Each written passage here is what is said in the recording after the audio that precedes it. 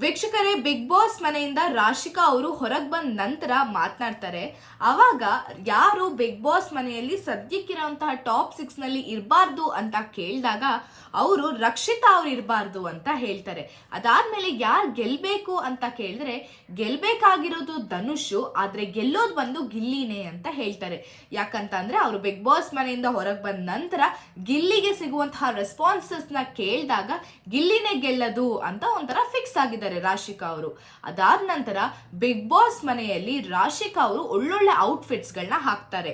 So ಆ outfits ಗಳಿಗೆ ಎಷ್ಟು ಟೋಟಲ್ ಖರ್ಚಾಯ್ತು ಅಂತ ಕೇಳಿದಾಗ ಅವ್ರು ಹೇಳೋದು ರಾಶಿಕಾ ಅವರ ಔಟ್ಫಿಟ್ಸ್ಗೆ ಬರೋಬ್ಬರಿ 1.5 ಲಕ್ಷ ರೂಪಾಯಿನ ಖರ್ಚು ಮಾಡಿದ್ದಾರೆ. ಅದಾದ ನಂತರ ಅವ್ರ ತಮ್ಮ ಈ ಒಂದು ಗ್ರ್ಯಾಂಡ್ ಫಿನಾಲೆಗೆ ಕೂಡ ಡ್ರೆಸ್ ನ ರೆಡಿ ಮಾಡಿಸ್ತಾ ಇರ್ತಾರಂತೆ. ಬಟ್ ರಾಶಿಕಾ ಅವ್ರು ಇವಾಗ ಹೊರಗೆ ಬಂದಿದ್ದಾರೆ.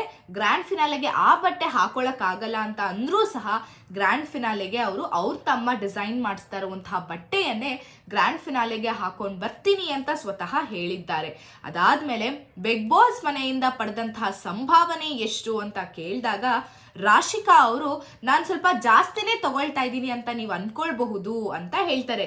ಯಾಕೆ ಅಂತ ಕೇಳಿದಾಗ ಹೀರೋಯಿನ್ ಆಗ್ಬಿಟ್ಟು ಒಳಗೋಗಿದ್ದೀನಿ, ಈಗ ಆಲ್ರೆಡಿ ಎಲ್ಲರೂ ಮಾತಾಡ್ತಾ ಇದ್ದಾರೆ ಜಾಸ್ತಿ ತಗೊಳ್ತಾ ಇದ್ದೀನಿ ಅಂತ, ಹಾಗೆ ಅನ್ಕೊಳ್ಳಿ, ಬಟ್ ನಾನು ಹೇಳೋ ಹಾಗಿಲ್ಲ ಅಂತ ಹೇಳ್ತಾರೆ. ಸೊ ಈ ರೀತಿ ರಾಶಿಕಾ ಅವರು ಬಿಗ್ ಬಾಸ್ ಮನೆಯಿಂದ ಹೊರ ಬಂದ ನಂತರ ಮಾತನಾಡಿದ್ದಾರೆ.